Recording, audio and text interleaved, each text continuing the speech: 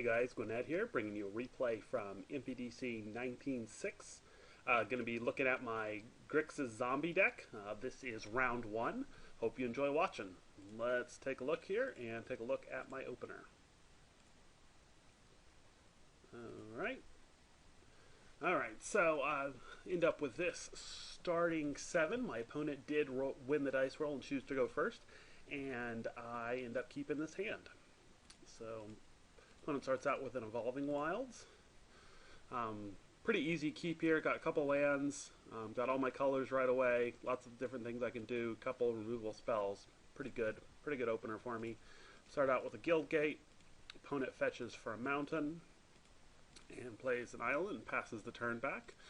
Suspecting now that Wakasashi is actually playing a very similar deck, the so-called Grixis Draw Go, which means that anything around it here could be playing into a counterspell.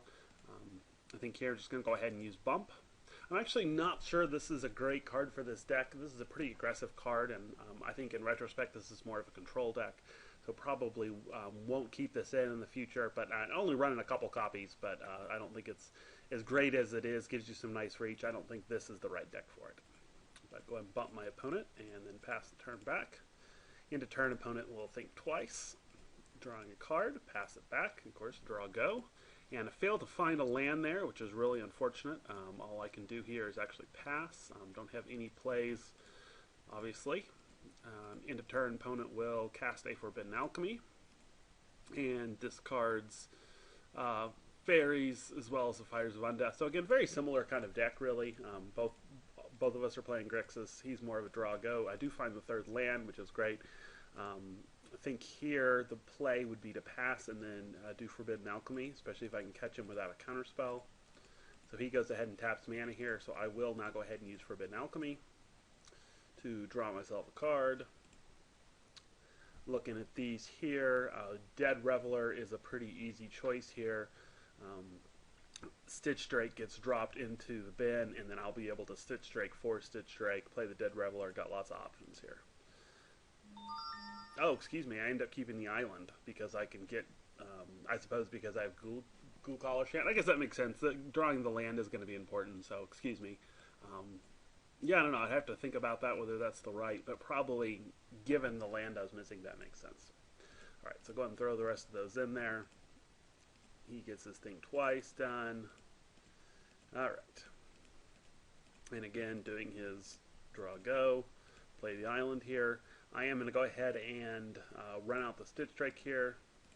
If he counters it, I can very easily just Ghoul Collar Chant, get it back along with the Dead Reveler.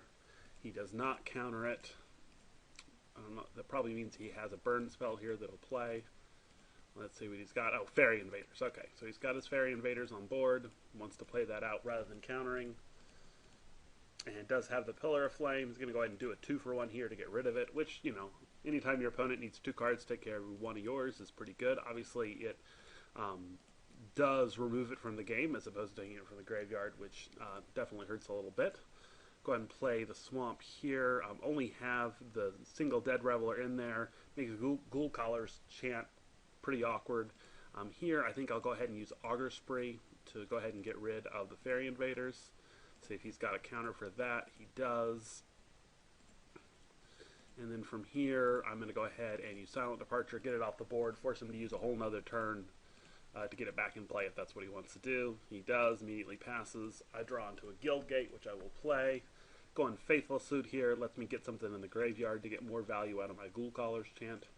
Here I'm going to go ahead and discard the Stitch Drake, along with the Fires of Undeath, because I can use that to pull it back out. Go ahead and cast the Snapskin Drake. Probably going to get countered. He, again, kind of surprised there. I would have expected a counter. Probably going to burn it at the end of turn. He just replays the Fairy Invaders. Alright. So, let's see what he does here. Going to go ahead and attack. Obviously not going to block here. Let's see if he's got a follow-up play. He uses Silent Departure on it. Alright, that's fine. I now have both the Dead Reveler and the Scrapskin. I'm going to go ahead and start with the Scrapskin again, see if I get a counter. Here I do, and now I can get full value out of the Ghoul Collar's Chant. This turn I'm going to go ahead and play the Dead Reveler first, see if he has another counter, which he does. So just pulling those out of his hand, and this Ghoul Collar Chant is going to be really, seems like it'll be really good here to help me get back online. So now have a Ghoul Raiser 2, which is great. I think I'm going to start out trying to Augur Spree the Fairy Invaders, which I get. And then we'll go ahead and try the Ghoul Raiser here, see if he's got a counter for it. He has yet another counter spell. Interesting that he's playing these. For 3 mana, this is a really, really powerful card in Classic Pauper. For 4 mana, it's pretty expensive, but the ability to counter and draw a card is certainly good. It certainly makes sense in this deck. So he gets some great value out of that, and I just have to pass the turn back. It just does his typical draw go. I find an Evolving Wilds, which is not great for me. Having a little bit of trouble here. Here we go. Go ahead and fetch, and then play the Ghoul Collar's Chant. Get back both the Ghoul Raiser and the Stitch Drake. Ghoul Raiser will allow me to draw even more out, but we will start with the Stitch Drake. Doesn't have a counter for it, which is good for me.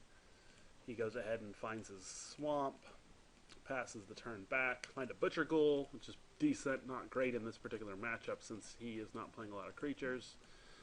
Attack in with 3/4, drop him to 14. And then I will try the Butcher Ghoul. Doesn't draw any removal, so I will pass it back.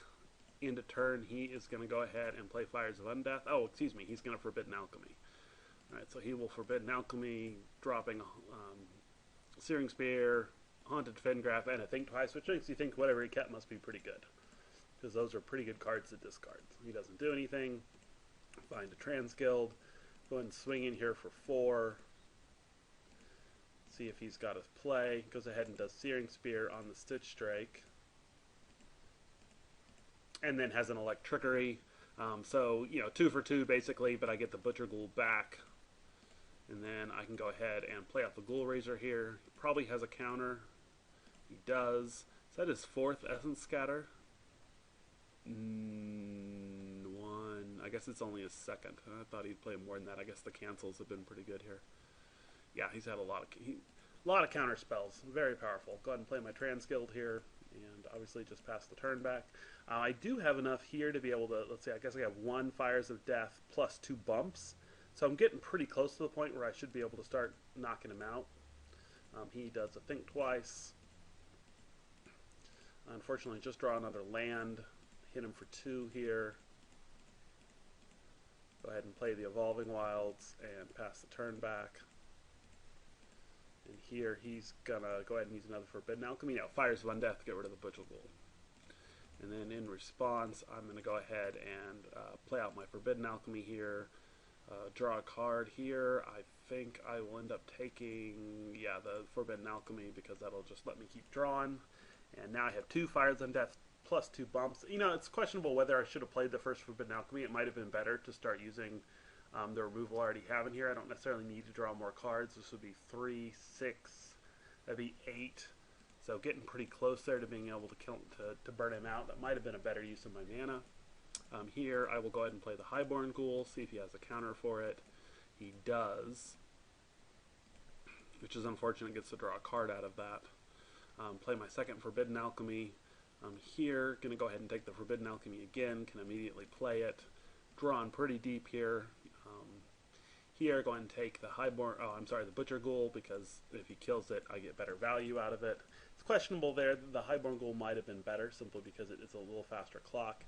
He does have a Fairy Invaders here, which is unfortunate for me. He's going to really be able to push me down here.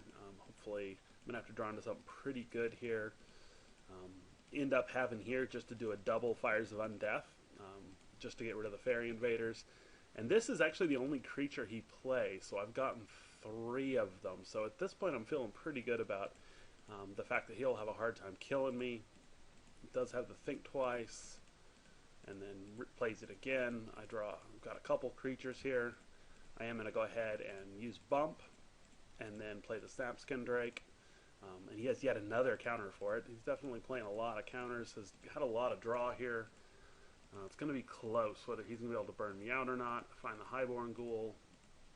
First going to go ahead and play the second Bump, get the Butcher Ghoul out, which he is able to play the 4th Essence Scatter there. So yeah, now he's played all 4 of those, so he's out of those at least.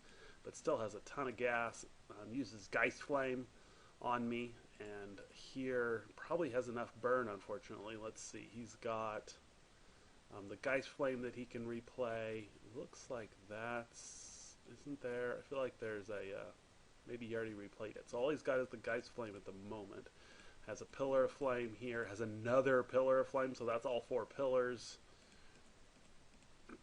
And then has a Searing Spear as well to finish me off. So it's gotten pretty close there. I would have been able to kill him, depending on what my draw was, either this turn or next turn. Might have been a couple other things I could have done differently to kill him faster. But it was a close game. So that was game 1, and I'll be back in a minute for game 2.